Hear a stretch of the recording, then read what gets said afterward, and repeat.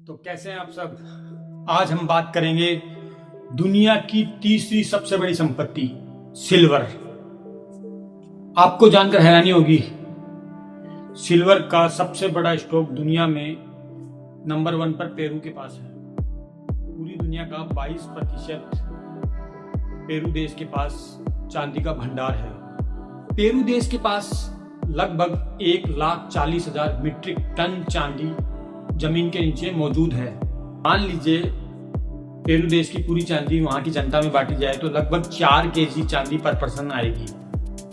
तो आप इससे लगा लीजिए, अगर इसी तरह हम भारत की बात करें तो भारत के पास सिर्फ प्रति व्यक्ति 20 ग्राम ही चांदी का हिस्सा भारत को प्रति व्यक्ति मिलता है। तो सोचिए, पेरू देश की जनसंख्या भी भारत से बहुत ज़्यादा कम है और वहाँ के पर पर्सन 4 केजी आ रही है और इंडिया के पास सिर्फ 20 ग्राम।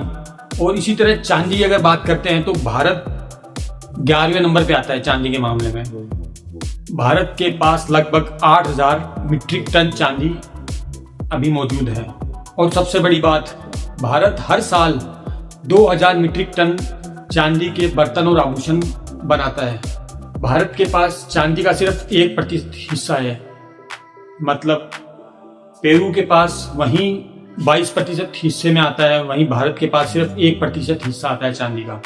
अगर व्यापार की बात की जाए तो भारत दुनिया में तीसरे नंबर पे आता है व्यापार के मामले में। चांदी के जो बर्तन बनाने में, कारीगरी में, इसमें भारत तीसरे नंबर पे आता है। विदेशों में माल एक्सपोर्ट करता है। चांदी के बढ़ते दामों को देखते हुए भारत ने पिछली साल की तुलना में 400 से 470 मिलियन डॉलर को भी क्रॉस कर दिया है, जो कि पिछले साल से बहुत ज्यादा अधिक है। मतलब 70 मिलियन डॉलर का बढ़ावा।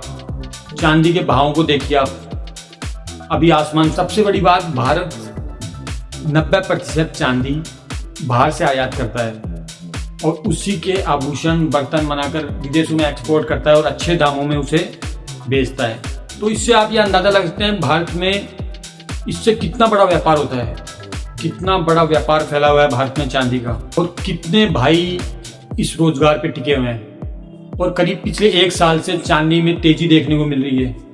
लगभग 4,30,000 रुपए चांदी छूकर आई है और अभी ताजा अपडेट को देखते हुए चांदी अभी 2,60,000 के आसपास चल रही है। और भारत में इतनी कम चांदी होने के बावजूद भी व्यापार के मामले में बहुत ज्यादा आगे है। यानी दुनिया के तीसरे नंबर पे भारत व्यापार के मामले में आता है चांदी में।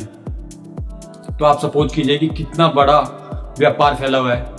अगर चांदी के भाव में बड़ा उतार चढ़ाव आप अगर देखते हैं तो भारत में व्यापारिक तौर से काफी लोग जुड़े हुए हैं, तो इस पे भारी असर पड़ता है। जो भी चांदी का व्यापार करते हैं उन लोगों पे एक बड़ा असर पड़ता है अगर चांदी ऊपर नीचे होती है। इस समय 4 महीने से लगभग चांदी के व्यापार करने वालों को बहुत ज्यादा नुकसान झेलना पड़ा है।